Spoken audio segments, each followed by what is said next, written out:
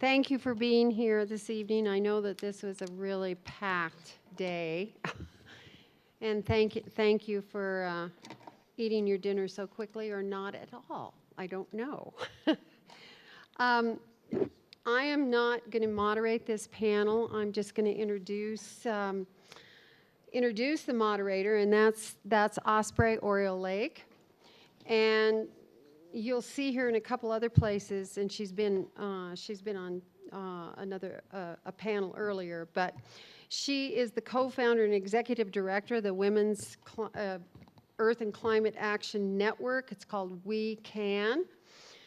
And she works internationally to promote resilient communities and foster a post-carbon energy future, while also addressing systemic change and societal transformation. And she's co-chair, and I mentioned this when she was on the panel, she's co-chair of the International Advocacy with the Global Alliance for the Rights of Nature, and she was one of the judges in Paris on at the Tribunal for the Rights of Nature, which was attended by about 1,000 civil rights activists, climate activists in Paris.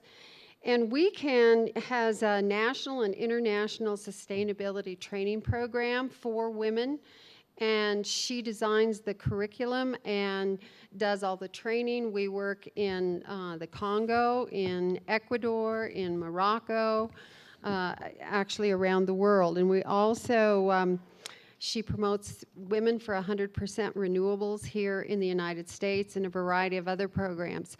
So Osprey is going to moderate this panel and will introduce the panelists. Thank you very much. Thank you.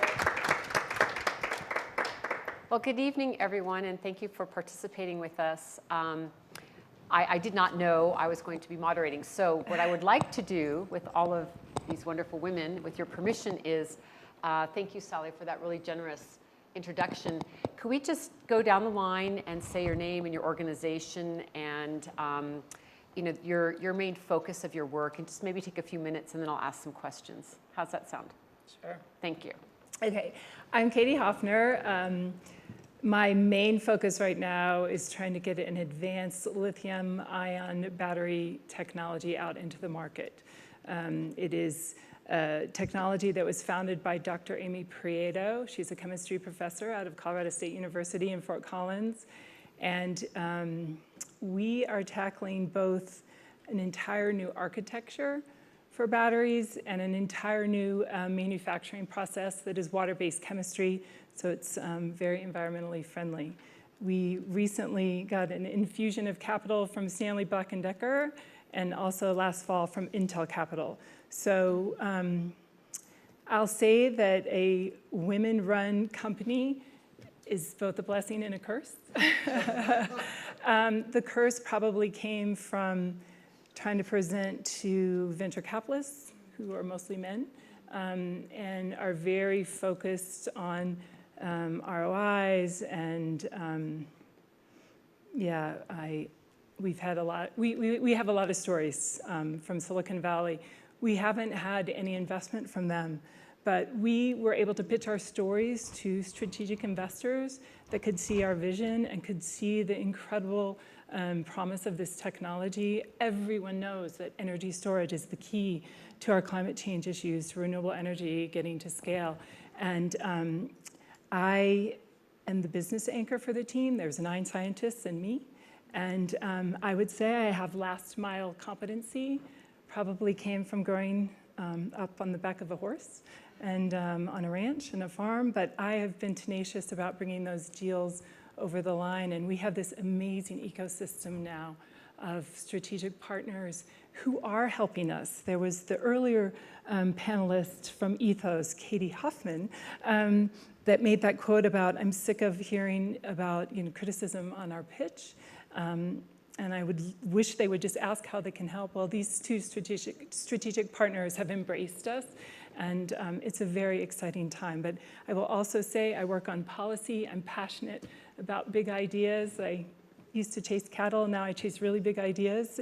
And I helped get a solar policy passed in the city of Fort Collins that tripled the amount of solar on our grid. And that also took a lot of tenacity. Yeah. So I'm based on a feed-in tariff out of Germany. So I'm passionate about policy and passionate about technology. Beautiful. Thank you. Thank you. All right, yeah. Well, thank you all for being here. So I'm Corie Radka. Like the other Katie said, I'm Katie Hoffman's business partner. So co-founder and managing partner of the Resilience Collaborative, or Resco, if you're talking to older white men in the financial space. They just get that. So at the Resilience Collaborative, we're an advisory firm. And what we do is we develop investment vehicles that scale climate solutions. And the reason our firm even started, it's been about a year that I've been with the firm, is because a lot of us were the co-founders of the Divest Invest movement. I remember when I was actually the head of a nonprofit in California, the California Student Sustainability Coalition. And we were thinking about what is going to be the next big campaign, and this was 2010, 2011. And I actually voted for corporate personhood and the nexus between our democracy movement and the environmental movement. But then, Divest Invest won. I'm glad they did, because that really, $3.6 trillion pledged to divest from fossil fuels is really the reason why we wanted to focus on the invest side. So we need to make sure that there's mechanisms to scale that can take that money and put it to work in non-co-opted and equitable ways. My name is Marjorie Layden, and I'm, I guess, first and foremost, a board member here at AREI. I also have, take my hats off. Thank you for being here today for all of us. So important, the women's piece of this. And I want to also acknowledge my esteemed company, because I actually was a woman in business in my 20s, and that was a while ago. And I went on to be more and more involved in nonprofits, going into schools where we worked on character building. We took young high school students to meet Jane Goodall at the UN and speak on the floor there, young ladies who just rocked it. And then most recently, I'm more interested and have been involved with the Schimberg Foundation, and we have a course at the University of California at Santa Barbara on ethics and leadership and enterprise. And so obviously the panel definitely exemplary of what that is. But my interest in being here and being part of AREI is that obviously, to me, I can make some choices of where I'd like to most be in the environment.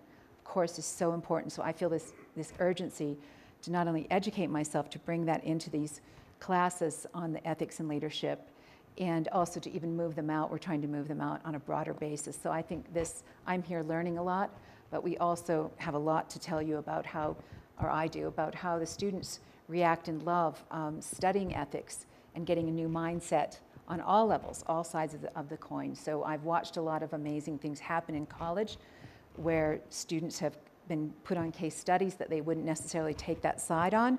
They go out and they defend it, they come back later and they've looked at everybody's perspective, and it seems like we're getting some agreement and civil dialogue. It's just wonderful.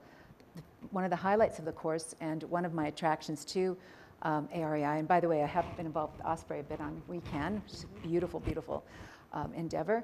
But one of the most compelling things to me, and you probably heard, how many were here the first morning and heard Sally talk about being a little girl and sitting in church? Did that touch? That just hit the nerve with so many people. And I think that ethics, one thing very interesting about this class to me is that it's been put in the Department of Religion. And that is, so the students study Gurdjieff, Aristotle, Plato, Buddhist ethics. Then they work on how they would like to think, and then they go after their case studies. So this is really interesting, and I was thinking when Sally had talked about that the first day, that really one of the greatest things to study right up there with all of those, if not beyond, is nature.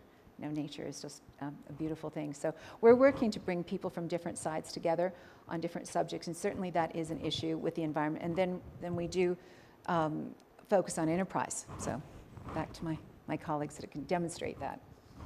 Thank you. Thank you all so much. Wonderful, incredible work you're all doing.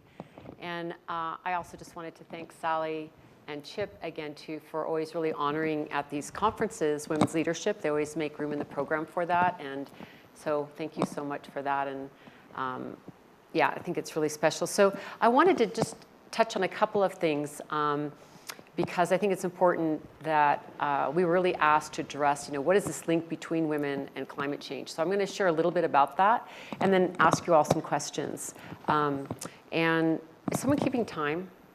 You are? Okay, good. Just wanted to make sure because this is a great topic and we could go on for a while. And so I wanted just to, yeah. So, so in essence, one of the things that the Women's Earth and Climate Action Network has done, because this is, when we were looking to see what is it that we want to do in this climate space, it was after the failure of Copenhagen when I was really confronted with the fact that obviously governments are not going to get this job done. They're going to be a part of it, but it's not enough. And I began to do a lot of research and found that, one of the biggest untold stories of climate change is the fact of both how women are the most negatively impacted by climate change and environmental degradation, but at the same time, how they're key to solutions. So there's a really interesting power that we need to look at here. And so I really feel like tonight's a good time to just share the floor more, because I could literally talk to you for hours about these impacts on women. But to give you a few pieces, there's about 26 million people around the world that have already been displaced by climate change since 2010. Of those 26 million, 20 million of them are women. And a lot of this has to do with the fact that women's rights are denied in many places around the world. So it means things like they don't have the same access to economy, education. In some countries, they're not even allowed to learn how to swim. So when there's a disaster, they obviously are not in shape to be able to handle those disasters, and their voices are taken away. So it's a very dangerous situation for women in many cases, and it does have to do with the fact of the patriarchal system that we have lived in for thousands of years.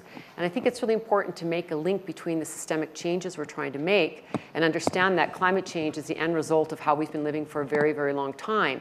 And there's a serious link between women and the earth and how women and the earth have been viewed in terms of our general world views. And so when we see violence against the earth and violence against the women, and also the view that we have dominion over nature, dominion over women, these things are linked in a very deep way in our cultures around the world to different degrees.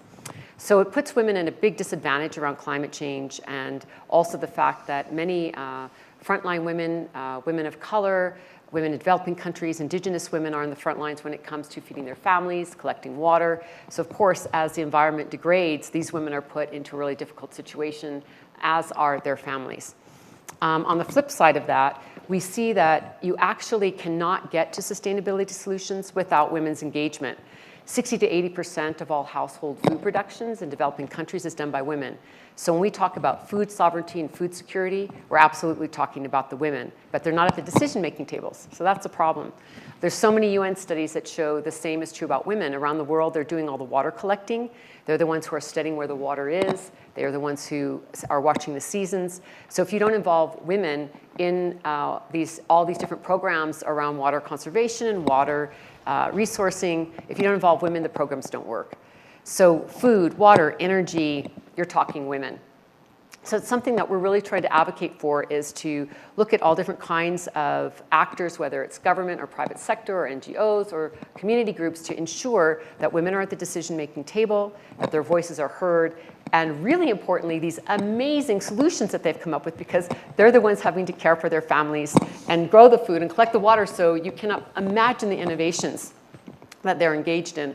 And right now we've launched, and this isn't really very public, and I know this is being viewed somewhat, but we'll be launching this more fully at the end of this year, a program called Women Speak, where we're collecting stories from all over the world, from water, energy, resistance movements, around telling the stories of what women are doing, so that we have the stats, but also to really go into depth about what women are doing. So I'm going to share one story and then pass on the mic.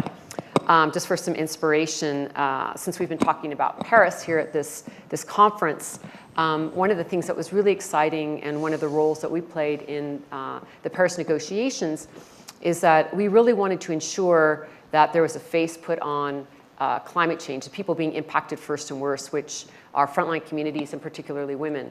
So we brought a delegation of both women who are involved in renewable energy, but also women, indigenous women and frontline women, and then partner with other organizations and their delegations to ensure that women's voices were heard and their solutions. So we held many different events, but one in particular was a press conference inside the COP. And it was really quite extraordinary. We had a woman named Casey Camp Hornick, who's a Ponca Nation elder who's fighting fracking in her territories in Oklahoma. We had Candy Mossett, who is fighting also fracking up in North Dakota, an indigenous woman from that community. Nima Namandu, who's one of our partners in the DR Congo. She runs our Democratic Republic of Congo program. And we had Patricia Goalinga from the Sariaco community in Ecuador, where we're working to support women fighting oil extraction in their territories to save the Amazon rainforest, which is one of the most biodiverse places on the planet, as we've been hearing in this conference, how important it is to also really protect biodiversity as well as fighting climate change, and they're really deeply interlinked. So these are amazing women. You can see the press conference, it's online, it's on the UNFCCC website. And so I gave an introduction and talked about women's importance and their leadership. And then these women just completely blew people out of the water. I mean, they were talking about, you know, what's happening because of fracking in their communities, the cancer rates, what's happening to their children, the health, the water, the food. They were also talking about the things that they're doing. The resistance movements, the Sariaco people have fought off the oil companies for decades now and are proposing, the indigenous people have their own proposals. They have the Living Forest proposal, Kishwa Sawaka, which is a way of talking about, you know, how people have lived in these indigenous communities and cared for these forests for millennia. They have so much to teach us. They've talked to us about how connecting with nature is a solution. They talk about reforestation programs.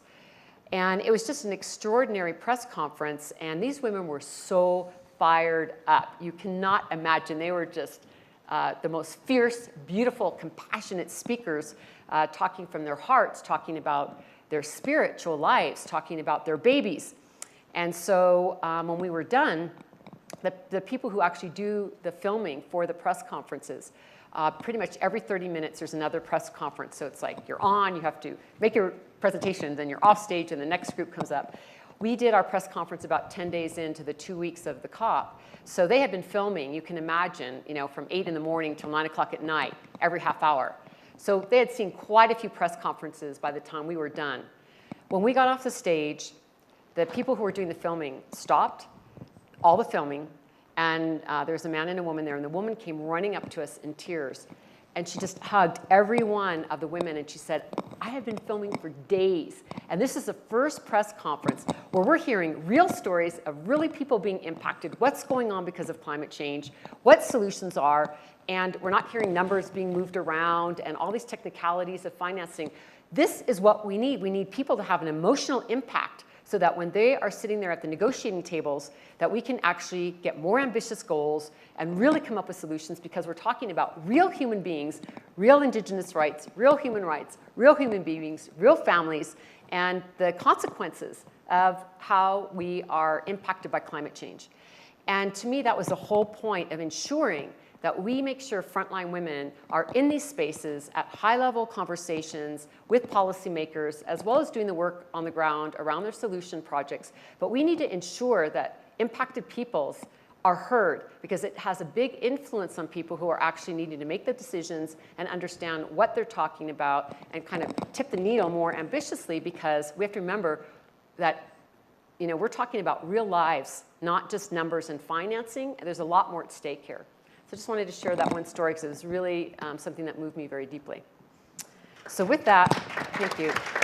And to the frontline women whose lives are on the line, literally.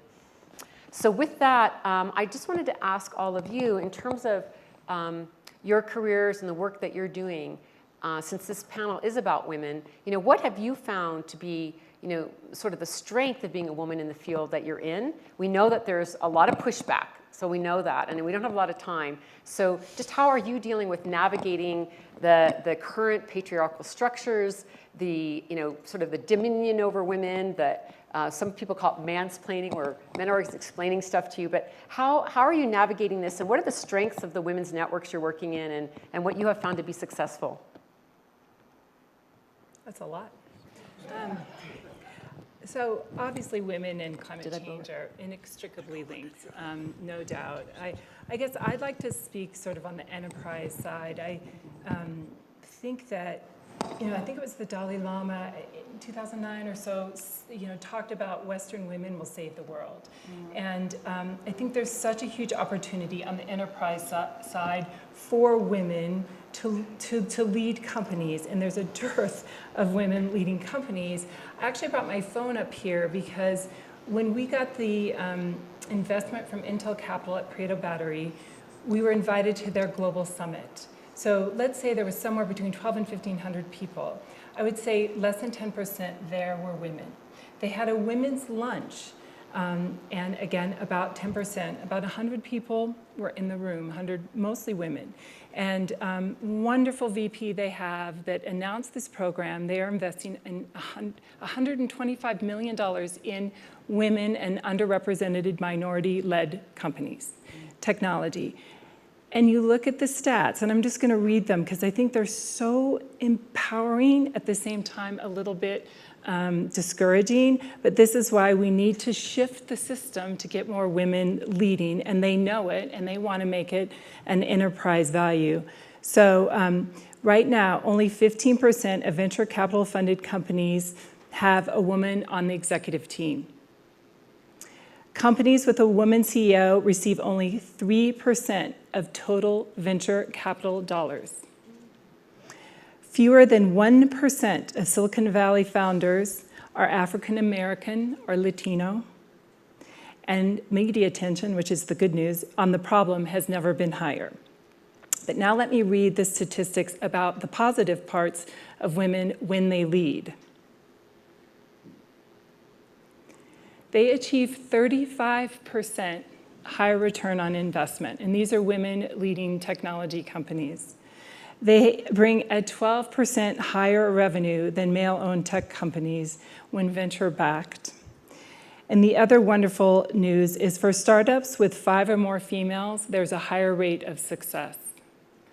So again, Intel's investing $125 million in companies. It is the reason that I do believe we have solutions. I'm going to back the Dalai Lama and think that Western women, as we sit up here representing Western women, have so many solutions to provide for the globe, for women. And, I firmly believe that we need to take the lean-in concept that Sheryl Sandberg wrote a book about and really apply that globally. So thank you for the work you're doing, because it's important women are at the table with climate change. And I will keep trying to get climate change solutions out into this world, both on the technology and enterprise side, but most importantly on policy. Policy drives markets. Germany was the largest solar feed-in tariff market in the world for quite a while, and it's a very cloudy country. Policy drives markets. So I also think when it comes to women's rights, when it comes to policies, we need women at the table, and hopefully in 2016 we'll see a woman at the helm of the United States of America. Of the White House, right? Yes, absolutely. Yeah. All right, well, so I can speak a little bit to women in finance. And I actually cannot believe I'm on a panel talking about that, because me, like a lot of my colleagues that are women, did not see themselves in the finance and markets. It's just not an inviting career when you're a young woman. Mm-hmm. And, I spent, to go into my personal story, I spent most of my life thinking I was going to be a wildlife vet. I thought I was going to be in the nonprofit sector. I was in the nonprofit sector. I was in an pretty extractive nonprofit where, a lot of women tend to end up because they want to, like the millennials that we were talking about earlier, we want to have an impact with the work that we do. And so, you know, I was in a job where we were working 90 to 100 hours a week, like a lot of you do and a lot of our colleagues do. But what I found was that women are actually, they just want to find the root of the problem. And in my story, looking at the wealth distribution and the power distribution and going into the financial markets was the way that I can contribute to climate solutions. So it's been really interesting to go from, you know, wildlife and being a naturalist to advising funds and investment vehicles and developing them. But if I can say anything, is that women that I know are very resilient, and they're just going beyond what they need to. They're doing what they have to, even if it's going into careers where it's mostly older white males, and every single day is a struggle. And, you know, sometimes you get asked to take notes in a meeting, and sometimes it takes 10 minutes for a colleague to understand your position and what you actually have to offer. And so I guess I can just say that I'm really excited to see what, you know, my generation and the generation that's following me to actually create what they want to see. So the women now are not seeing the jobs that they want, you know, just like the nonprofit that I was talking about. They're not seeing the careers with the life balance or the company culture that they can actually thrive in. And they're not seeing impact, and they're not seeing secure monetary, actually accumulating wealth and then like just, you know, creating a community with them. So the women that I know are actually creating those entities. And it's not easy, and it's not what we're taught. And I was so good at school. It's really interesting. I don't know if it's definitely just not a woman thing, but there is something to be said in my growth where you are taught to listen and then regurgitate, and that is rewarded. And so getting beyond that and actually speaking up for yourself, and then being creative and analytical and being a problem solver, and then using what I feel like is really inherent to women, which is emotional intelligence, to recruit and create a community, and actually looking at a system and looking at the long-term story. So using all of that to create what we want to see. So that's how I see the strengths. And Thank you. Yeah. Thank you so much. Well, here's an example of the young ladies that are in our course. I think I can tie a little bit of all of us together on the panel, because I've just so touched, and I have been touched within this course, and I'm going to focus on the course of other things that I do, but I think it's important to you as an audience too, because I see around women, men, and I see parents and sisters, and we all would, this little course that is been growing, it was voted anonymously the best course that they'd had going to college, hands down, for 4 years in a row.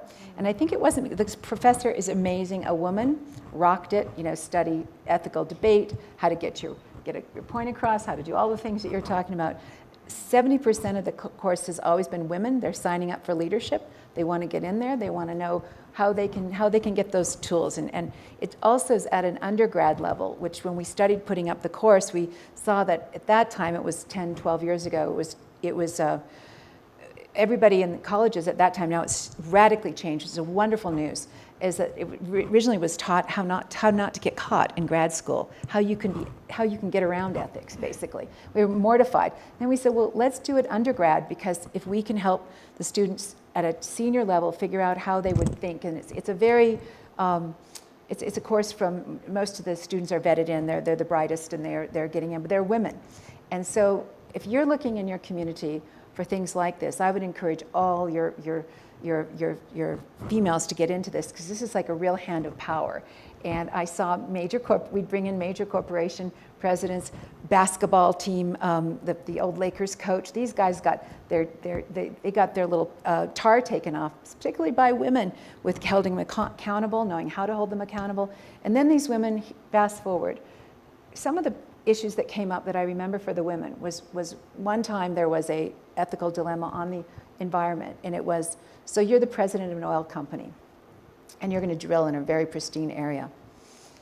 And, you know, what are you going to do? Because you're going to wreak havoc on the environment. But the town, the people, they don't have jobs. People are starving in your town. What are you going to do? So up comes a hand. It was the valedictorian of the college at the time. She's from Egypt, a woman who I knew very well because I attend the course sometimes, a real fireball. And she said to the person, she named this big CEO, a major company, in person by name, which is kind of the whole idea, is they get in there and feel free to say what they want to think and say it's very, very small. So she said, I don't have any problem with that. I would never, my ethical stance, I would never work for an oil company. Well, I wouldn't either, frankly. I don't know about all of this, but the retort back from this president was, oh, so you're going to let the bad guys run the world, huh? So I kind of did all these double takes, and she, hand up again, she says, well, you expect me to work for a company I'm ethically not aligned with. And he said, I don't expect anything, but this is your world. We got to think this thing through, guys. And afterwards, a lady came out and said to this speaker, said, you know, I've been ashamed of going into business. Now I'm not, but I've got to think, how am I going to do it? How am I going to lead? So anyway, I think that education, to me, I'm passionate, on fire with it. I just think that women are, I'm not that men aren't where it's at, but women are really where it's at. I would love to think that women could know about all these opportunities on an undergrad level, on a young child level. The lady who gave us the story with how the positive stories were the kids, when they could change something, these women go out of there ready. And in fact, it was very funny. One came up to me and said, my parents said, thank God you've had that class. Now I feel like I finally paid for a college education. So anyway, we all know that feeling. So I think there's some real, what I want to say is there's some positive things. I'm committed to move that. Funnily enough, the corporation that's most involved with moving it is Coca-Cola. So who would ever, and they've had their tar taken off of them when they come to the class, they just get leveled. So I think there's a time when we are trying to come together, and women need the power to speak. And they are getting it, and they're amazing. And I can see that there needs to be heroes. These ladies here are examples of them, and especially Osprey too. You know, these women want to know the stories. They want to get up and they want to lead, and they want to take charge. And I think it's very exciting. A lot of the colleges are having that now. I encourage every daughter or cousin or anyone you have, get into those ethics classes, because they'll handle it then. It's just really good. So thank you.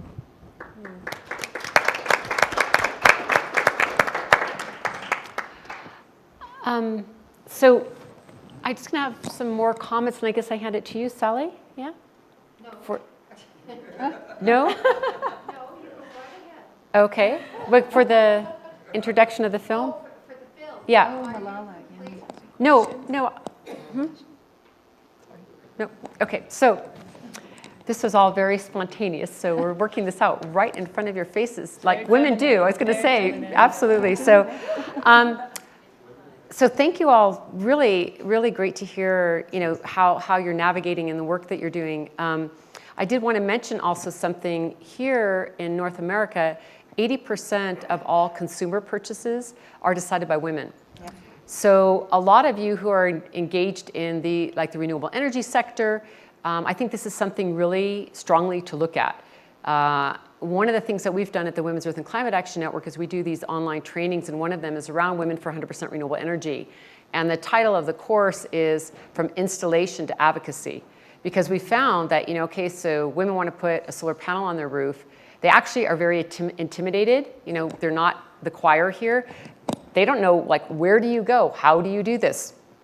What are the companies you outreach to? How do you deal with your utility company? Those are a lot of barriers to go through to simply move to renewable energy. So we started doing these trainings just as a basic education, and a lot of that is on our website at wecaninternational.org, so I don't want to go into a lot of detail, but we do a lot of reporting back, and there's a whole series of things you can look at there. But how to get a lot of these renewable energy companies to understand this is a big part of their audience that they're not addressing, and it's really important. The other thing is, in the US, women vote more than men do. So that's another constituency to look at when we're talking about elections, is looking at women. Women give more of their philanthropic dollars to environmental organizations than men do in the US. So this is what I say, this story about women is really untold when it comes to climate change and climate solutions, and something that I think everyone, men and women, need to really look at. And what we'd like to say, it's not about putting men down, it's about lifting women up and understanding that there is an intrinsic imbalance in our society around leadership. It is not the reason that we're in this climate crisis, but it is a big component, and we can't leave it out when we're talking about systemic change.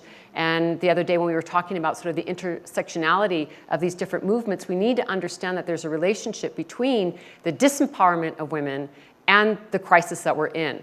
And nature, I think, really is the one who gets it right. And there's women and men on this planet for a reason, and the lack of female and male balanced leadership has not led us in a good direction.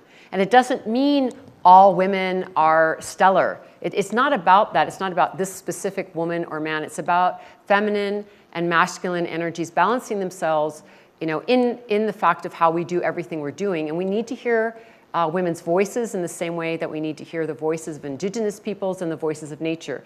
All those voices that have been oppressed are what are creating these imbalances, and we need to change that. So, thank you.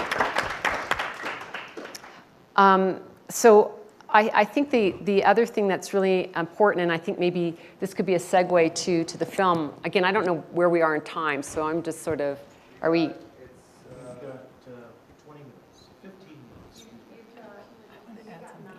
We got 9 minutes, okay.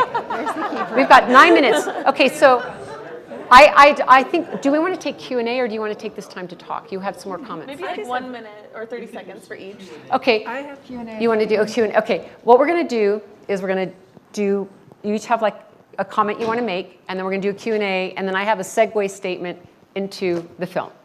Sound good? So this is an example of women's leadership to the T. Exactly. This is how we do it. So please go ahead. I just want to put forth an idea and a tool for everyone. I was able to go to an amazing class called the Presencing Institute. It's at MIT. It came out of the MIT Economics Department. And it's really, it's a model, it's a social technology for change makers. And what's so important about it is it addresses systemic change. And we know that what's going on and what's been going on for 5,000 years has not been working.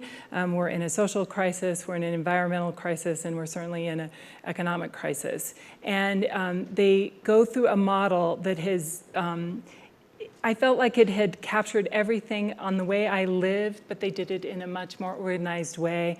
And I want to encourage all of you to look at the Presencing Institute. It's at MIT. They do a free online MOOC course.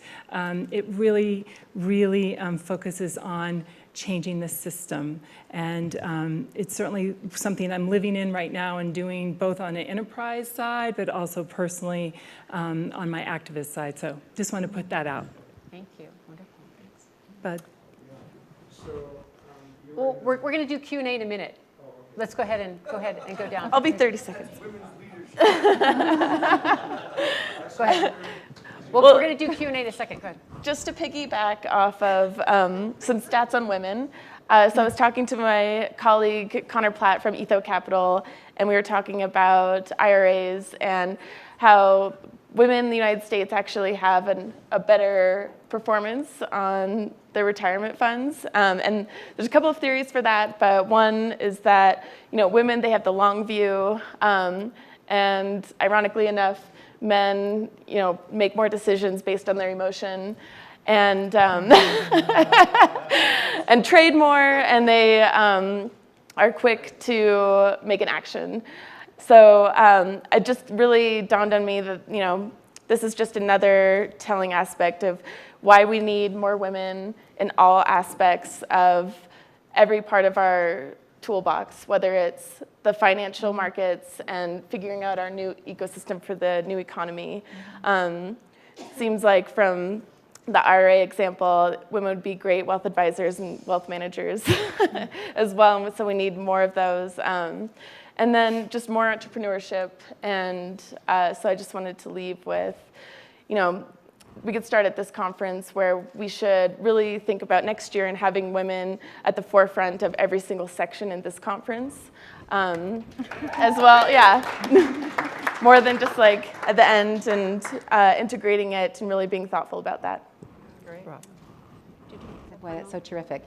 Well, I think that the other thing for us today is to realize that women also, and I'm seeing this through this ethics class, seeing it through leadership, but I'm also seeing it through a different lens. The fact that, say this class was in the Department of Religion, because learning how to be at peace with oneself, not to get a little bit fuzzy in the end here, but learning to be at peace with oneself, but be strong, be present. This is what I'm seeing in a lot of these women leaders and what I see in the gals here today. The several to my right, for instance, your advice on MIT and the connectivity we all have. Once we start putting our smile on our face, rolling our sleeves up, which we're all doing here.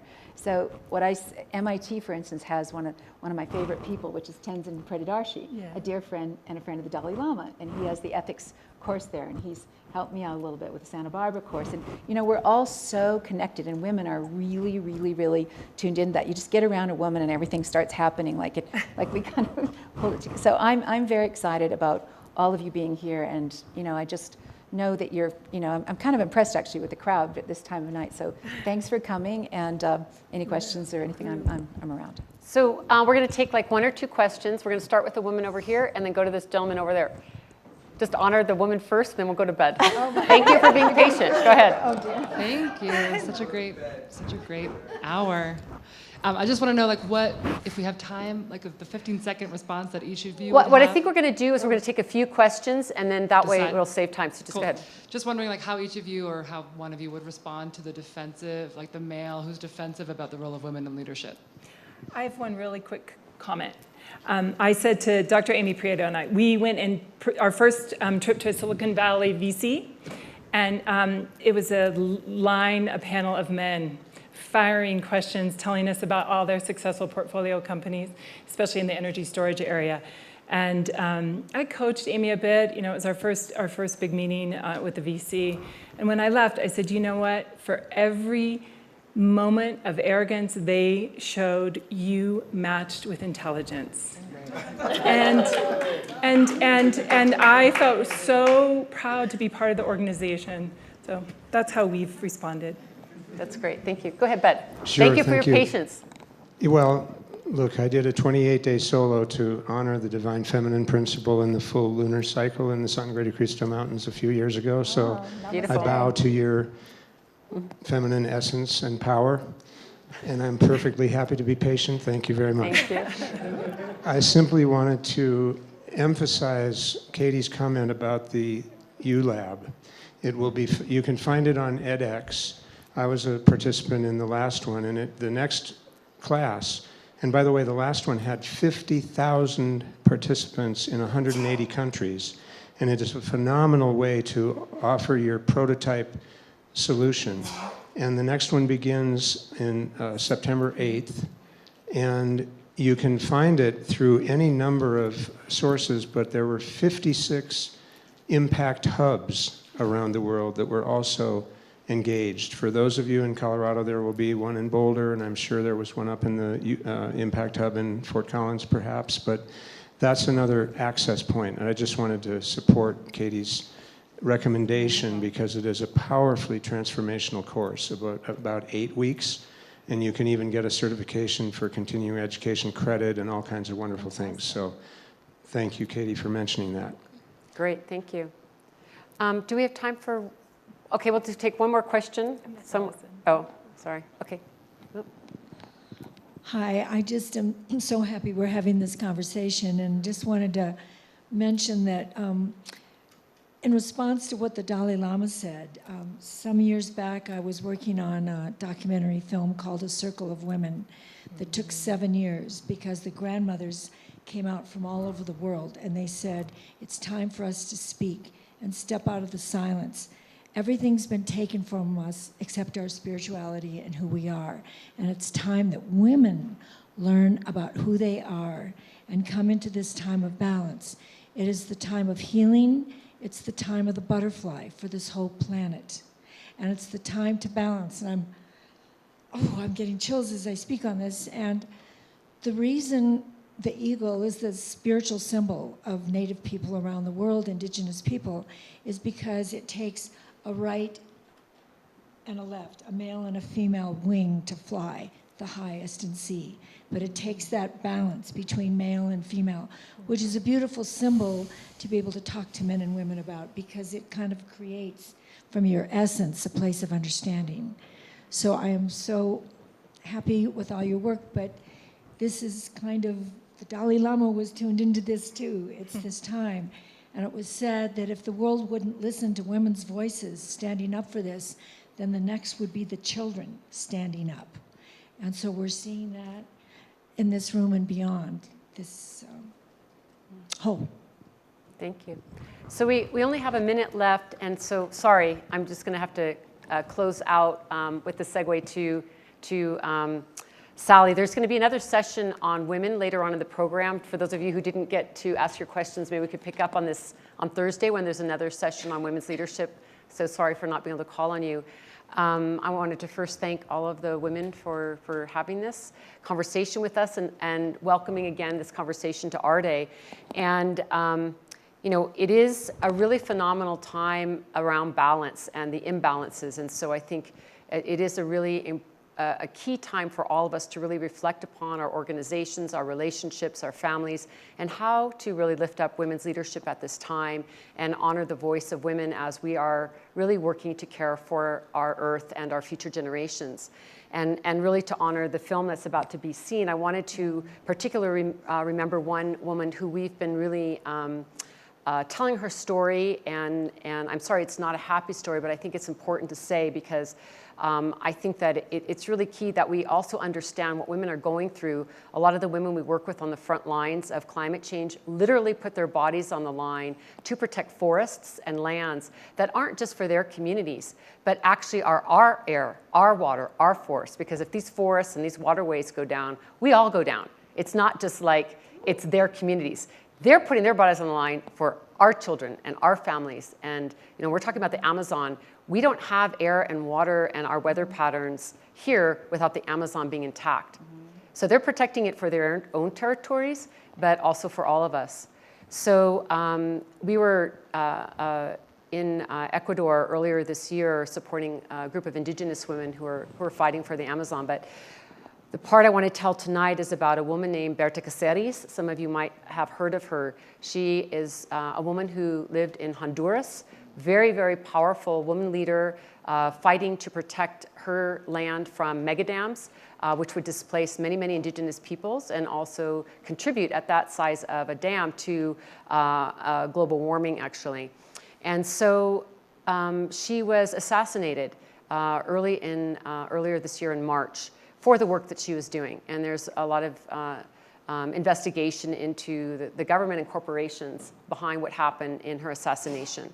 And I wanted to mention her because she's one of many, many women and men, but particularly very, very courageous women who are out there every day.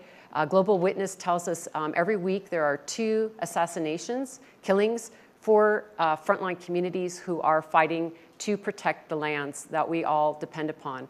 And so I just wanted to take a moment of silence, 2 seconds, to honor Berta Cáceres, because I think it's really important that we remember as we are sitting here very privileged in our lives to understand that we're connected to people who are not. And we've been doing a lot of work to sending out a petition to bring awareness to this particular case so it can be resolved and there's justice for Berta Cáceres, but also to bring attention to other women on the front lines so that they have more protection. So if you wouldn't mind, and I think it's a good segue to another very important woman leader who we're going to be hearing about in the film tonight. So if you would, we're just going to take a moment and to think about these women leaders and how we can help support them and visibilize their stories. Thanks.